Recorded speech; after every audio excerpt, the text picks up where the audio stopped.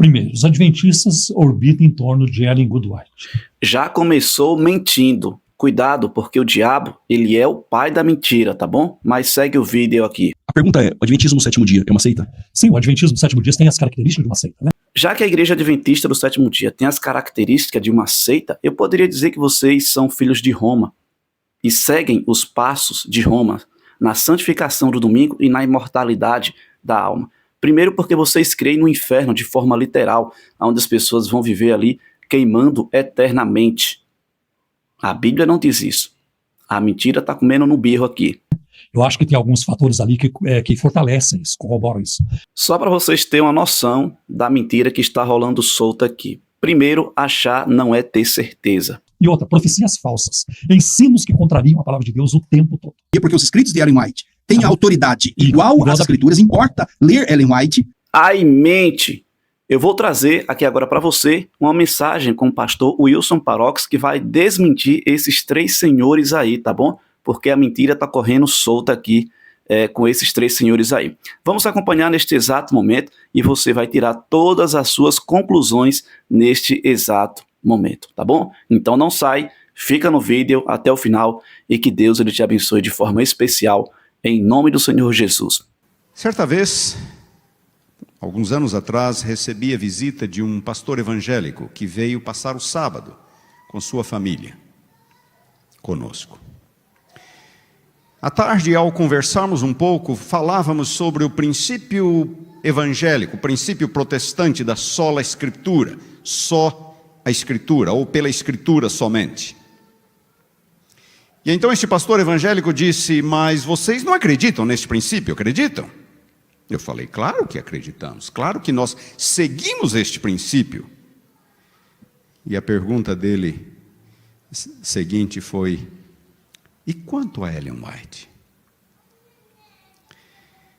Em resposta a esta pergunta, eu mostrei uma citação de Ellen White que aparece no livro Mensagens Escolhidas, volume 1, página 416.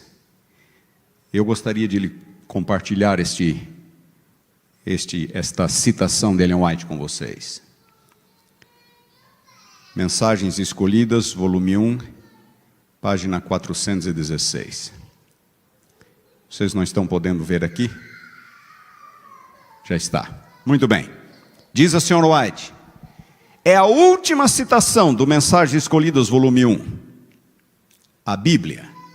E a Bíblia tão só deve ser nosso credo. Nossos próprios pontos de vista e ideias não devem controlar nossos esforços. O homem é falível, mas a palavra de Deus é infalível.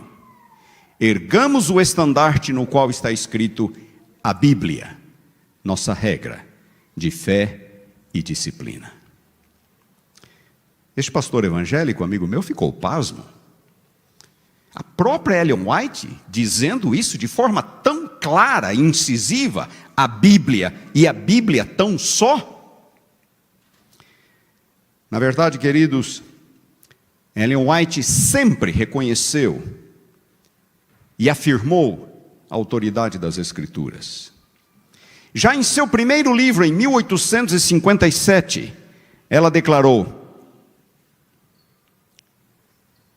como é que eu faço esse controle funcionar?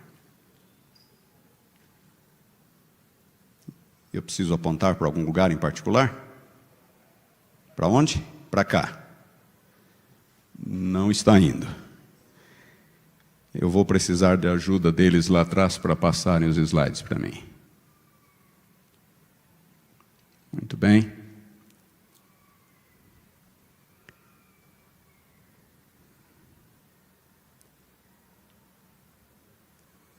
Não está indo aqui. Poderia me ajudar com o slide?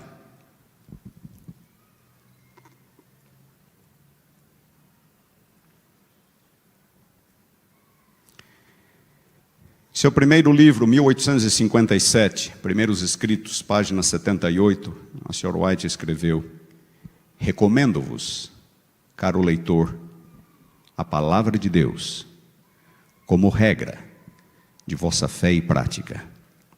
Por essa palavra seremos julgados. Primeiro livro. Próxima citação, por gentileza. 30 anos mais tarde, 1888, na primeira edição do Grande Conflito, a senhora White declarou: em sua palavra, Deus conferiu aos homens o conhecimento necessário à salvação. As Santas Escrituras devem ser aceitas como autorizada e infalível revelação da sua vontade. Elas são a norma do caráter, o revelador das doutrinas, a pedra de toque da experiência religiosa. Grande Conflito, página 9.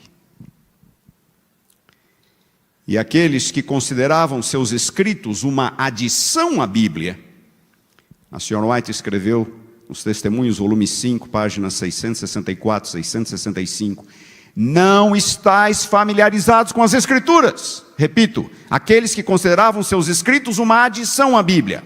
Ela diz: não estáis familiarizados com as Escrituras. Se tivesseis feito da palavra de Deus objeto de estudo regular, com o desejo de alcançar os padrões bíblicos, não teria havido necessidade dos testemunhos dos escritos dela. É porque negligenciastes familiarizar-vos com o livro inspirado de Deus, que ele procurou alcançar-vos através de testemunhos simples e direto, chamando a atenção para as palavras da inspiração que negligenciastes obedecer, insistindo em que vossa vida se paute de acordo com estes puros e elevados ensinos. Por fim, em seu último sermão, numa sessão da Conferência Geral, já no final da sua vida, 1909, a senhora White prega o sermão, e então ela se dirige até a cadeira. Antes de chegar, ela volta ao púlpito, levanta a Bíblia, e ela diz: irmãos e irmãs, recomendo-vos este livro. Ellen White jamais mudou sua opinião sobre a centralidade e a singularidade da Bíblia. Numa das minhas Bíblias, eu tenho na contracapa uma citação impressa de Ellen White, Grande Conflito, página 595, onde ela diz assim: Deus terá sobre a terra um povo que mantenha a Bíblia, e a Bíblia só, como norma de todas as doutrinas e a base de todas as reformas. As opiniões de homens ilustres, diz ela, as deduções da ciência, os credos ou as decisões dos concílios eclesiásticos, tão numerosos e discordantes como são as igrejas que representam a voz da maioria, nenhuma dessas coisas, diz ela, nem todas em conjunto, deveriam considerar-se como prova, ou em favor ou contra qualquer ponto de fé religiosa. Antes de aceitar qualquer doutrina e preceito, devemos pedir em seu apoio um claro assim diz o Senhor. Grande Conflito, 595. Por que eu estou dizendo isto? Não é porque cremos no ministério profético de Ellen White que vamos abrir mão da singularidade e da centralidade da Bíblia. Talvez ninguém tenha articulado mais, tenha falado mais e com tanta clareza sobre a singularidade da Bíblia, a importância da Bíblia, como nossa regra de fé e prática nos meios adventistas, como a própria Ellen White.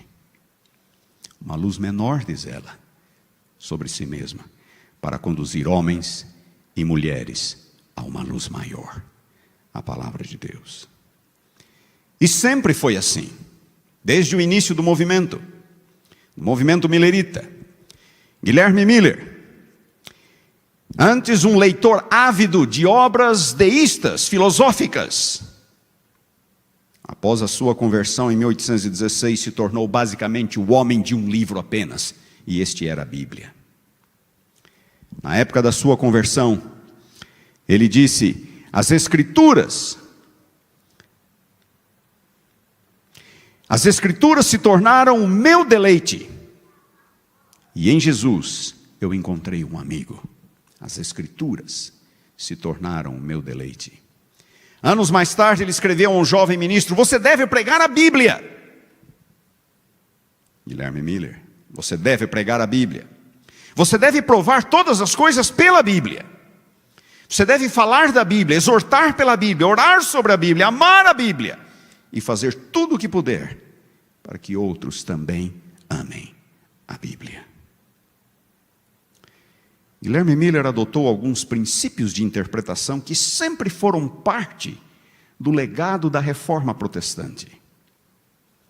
Os adventistas herdaram o princípio da sola Escritura e como interpretar a Bíblia corretamente. Um dos princípios utilizados por Guilherme Miller era o da tota Escritura, ou seja, toda a Escritura. Nenhuma parte da Bíblia deve ser sobrevalorizada, nenhuma parte deve ser subvalorizada. Toda a Bíblia representa a palavra de Deus. Ele também dizia que a Bíblia deve ser estudada com diligência e fé. Sim, estamos pisando em terreno santo. Como Deus disse a Moisés junto à sarça ardente: tira as sandálias dos seus pés, porque o lugar em que estás é terra santa. Assim também ao nos aproximarmos da Bíblia, com fé e diligência. Deus vai iluminar aquele que assim o faz. Deus vai ajudá-lo a entender a sua palavra. Outra ênfase de Guilherme Miller: estudar tudo que a Bíblia diz sobre determinado assunto, tudo. Comparar passagem com passagem, se o resultado for harmônico, sem contradição, então não tem como estar errado. E também a Bíblia deve se interpretar a si mesma. Nós conhecemos isto. Não há nenhum mistério aqui, não há nenhum segredo aqui. É o legado protestante. O legado dos reformadores. E assim foi com todos os nossos pioneiros. Tiago White, em 1847, escreveu: a Bíblia é uma revelação perfeita e completa. Ela é a nossa única regra de fé e prática. A Bíblia. Eu poderia continuar citando, mostrando citações de nossos pioneiros. Doutrina do santuário. Algumas pessoas nos acusam de termos uma doutrina baseada em Ellen White, não na Bíblia. Claro que Ellen White escreveu muito sobre o santuário, como ela escreveu muito sobre a cruz, como ela escreveu muito sobre o amor de Deus. Mas a doutrina do santuário é perfeitamente, completamente bíblica. E um detalhe curioso: alguns autores protestantes têm redescoberto esta doutrina. Eu poderia citar alguns nomes, como o de David Moffat, que começou a escrever recentemente e chegou a uma compreensão, ainda em processo, muito próxima daquilo que nós acreditamos sobre a doutrina do santuário. Pouco tempo atrás, um estudante doutoral de uma importante universidade norte-americana, examinando artigos e livros adventistas sobre a doutrina do santuário, se revelou fascinado com aquilo que ele lia. Fascinante, diz ele. É verdade que muitos adventistas, especialmente após o falecimento de Ellen White, começaram a se voltar mais e mais à autoridade de Ellen White para substanciar, ou pelo menos para apoiar as suas posições, mas a igreja adventista, como bem disse o pastor Tim em sua palestra, sempre foi o povo do livro. O estabelecimento de nossas doutrinas principais, a chamada plataforma doutrinária básica, que foi estabelecida entre os anos de 1848 e 1850, nos chamados congressos sabáticos, mediante o estudo da Bíblia. Não foi mediante um apelo à autoridade profética de Ellen White. Pelo contrário, quando a senhora White tinha 77 anos de idade, ela, relembrando aqueles momentos em que os nossos pioneiros estavam estudando a Bíblia com oração, com diligência, com fé, para saber o que crer, para saber o que ensinar, para saber o que pregar, A senhora White, com 77 anos de idade, ela diz: a minha mente estava fechada naqueles momentos de estudo. Ela só podia falar daquilo que lhe havia sido mostrado, nada mais. Ela não podia clarificar, não podia explicar, não podia ampliar, não podia nem mesmo participar ativamente das discussões. Diz ela: esta foi uma das maiores tristezas da minha vida. E ela diz que a mente dela permaneceu naquele estado até que todos os pontos doutrinários da nossa fé fossem estabelecidos. Primeiros Mensagens Escolhidas, volume 1, páginas 206 e 207. Cremos o que cremos, mediante como resultado de um estudo diligente das Escrituras Sagradas.